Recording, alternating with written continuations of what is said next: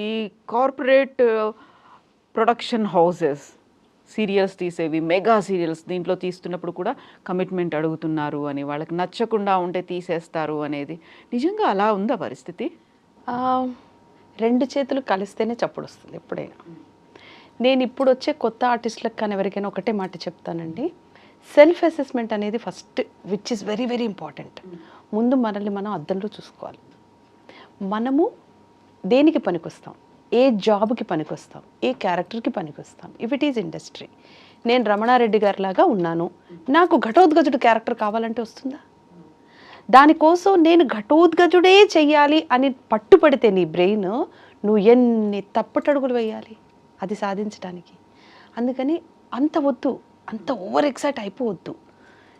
You take time, you look in to mirror every day. You get up in the morning, you look in to mirror, you keep an assessment of your self. నేను దేనికి పనికొస్తాను కరెక్ట్గా, దానికోసం ప్రయత్నించు. Definitely you will get the roles, definitely you can achieve anything, either it is job or education or whatever. ఇప్పుడు నేను ఇందాక మీకు చెప్పాను నా కొడుకు చదువుకోలేకపోయాడని. చాలా చదువుకుని విదిన్ 15 yearsకే ఐఏఎస్లు అయిపోతున్న పిల్లలు కూడా ఉన్నారు. అంటే వాళ్ళ ఐక్యూ లెవెల్ అంత ఉంది. సో పక్కింటి పిల్లోడు 15 ఏళ్ళకి ఐఏఎస్ అయిపోయాడని నా కొడుకు అవ్వలేదు అని వీడిని కొడితే అవుతాడా? అవ్వడు కదా. వీడికి ఎంత నాలెడ్జ్ ఉంది, వీడు ఏం చేయగలుగుతాడు, వీడు ఎంత ఎదగలుగుతాడు అని చూసుకుని పేరెంట్స్ కూడా ఆ విధంగా ఎంకరేజ్ చేసామనుకోండి, ఇలాంటి తప్పులన్నీ జరగవని నా ఉద్దేశం. బికాజ్ నిజంగానే ఇటువంటివన్నీ ఉంటే మేము ఇంతకాలం ఇండస్ట్రీలో ఉండలేం కదా. Even we cannot exist. So మేము ఎగ్జిస్ట్ అయ్యాము, ఇంత చక్కగా పెళ్ళిళ్ళు చేసుకుని మేము కాపురాలు చేసి పిల్లలతో చక్కగా ఉన్నాము అంటే we are healthy. The atmosphere what we had worked is healthy. లేకపోతే ఉండలేము. So true, so true. So మిమ్మల్ని మీరు ఎలా కోపప్ చేసుకుంటూ ఉంటారు? మీ మీద ఫోకస్ అనేది మిమ్మల్ని మీరు ఎలా చూసుకుంటూ ఉంటారు? గ్రూమింగ్ కావచ్చు, ఎవ్రీథింగ్. అదే చెప్తున్నాను కదండి, యాంకరింగ్ చేయాలంటే కూడా I was an anchor also. మీకు తెలుసు ఈటీవీలో కూడా చాలా షోస్ నేను యాంకరింగ్ చేశాను. సో నాకు అసలు చీర కట్టుకోవడం నేను ఫస్ట్ నేర్చుకున్నదే భారతి అని ప్రోగ్రామ్ ఈటీవీలో. ఓకే. అయితే ఐ వాజ్ టూ యంగ్. మరి చుడిదారులు అయితే వేసుకోగలం ఈజీగా, చీర కట్టుకోవాలంటే దానికి కొంచెం పర్సనాలిటీ కూడా ఉండాలి కదా. మరి బక్కగా అప్పుడు అలా ఉండేదాన్ని.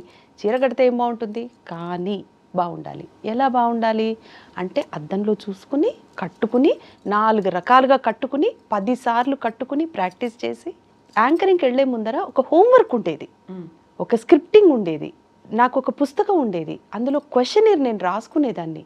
నేను ఏ క్వశ్చన్ వేస్తే బాగుంటాను, నా ఫేస్కి ఏది బాగుంటుంది, నేను ఎంత లిప్ ఓపెన్ చేసి మాట్లాడితే బాగుంటాను, ముందు నాకు కూడా ఒక జడ్జిమెంట్ ఉండాలి నా మీద నాకు. ఇవన్నీ కూడా ఒక హోంవర్క్ చేసుకుని వెళ్ళేవాళ్ళం. మేబీ అందుకని ఇన్ని సంవత్సరాలు ఉన్నామేమో ఇండస్ట్రీలో, తెలీదు. డబ్బింగ్ మా డబ్బింగ్ మేమే చెప్పుకునేవాళ్ళం. ఇప్పుడంటే మనకి టైం లేదు చెప్పడానికి కాబట్టి కుదరడం లేదు, కానీ అప్పుడు డబ్బింగ్ చెప్పుకునేవాళ్ళం. డబ్బింగ్ చెప్పాలంటే ఎప్పుడు చెప్పాలి, మార్నింగ్ అంతా షూటింగ్ చేయాలి, లేట్ నైట్స్ అయిపోతుంది, నెక్స్ట్ డేనో టెలికాస్ట్ అయిపోవాలి, అది టైం ఉండదు. అంటే మిడ్ నైట్ డబ్బింగ్ చెప్పాలి. మిడ్ నైట్ వాయిస్ పనిచేయదు, ఎవరికైనా డ్రౌజీగా అయిపోతుంది, గరగరా అని వస్తుంది.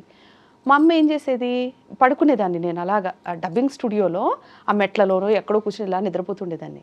స్టూడియో ఖాళీ అయింది అనగానే నన్ను లేపేవాళ్ళు. లేపితే న్యూస్ పేపర్ ఇచ్చి అక్కడ కూర్చుని ఒక పారాగ్రాఫ్ని 3 సార్లు గట్టిగా చదవాలి.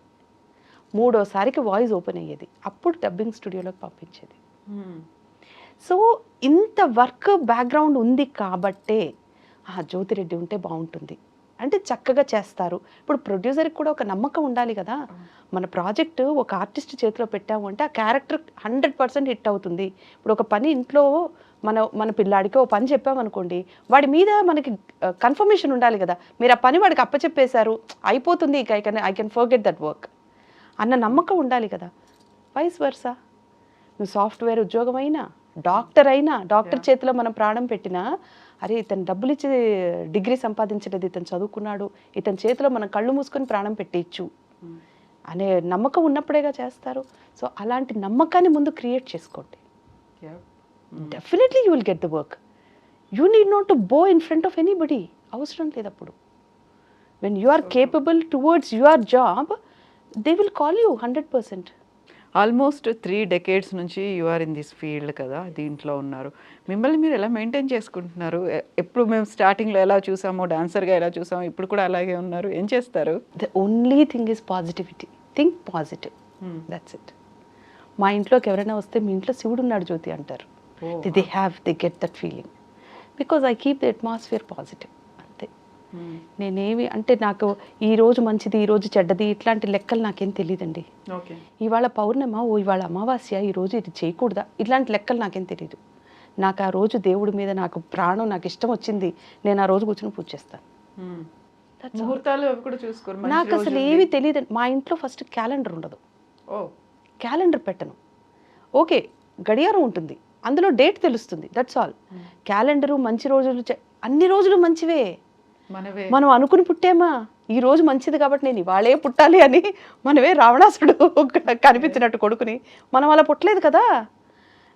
మనం పుట్టిందే మంచి రోజు. మనకంత దేవుడు ప్రతిరోజు మన కోసమే కేటాయించి ఇచ్చాడు కదా. So everyday is a good day. Why should we say it is a bad day? మనం చెడ్డ పని చేసుకుంటే, మనం చెడ్డ థాట్లో ఉంటే మనకి చెడు జరుగుతుంది. అది మనం ఎదుటి వాళ్ళకి చెడు చేస్తే దట్ విల్ రిఫ్లెక్ట్, అది చెడు జరుగుతుంది. So we consider that is a bad day.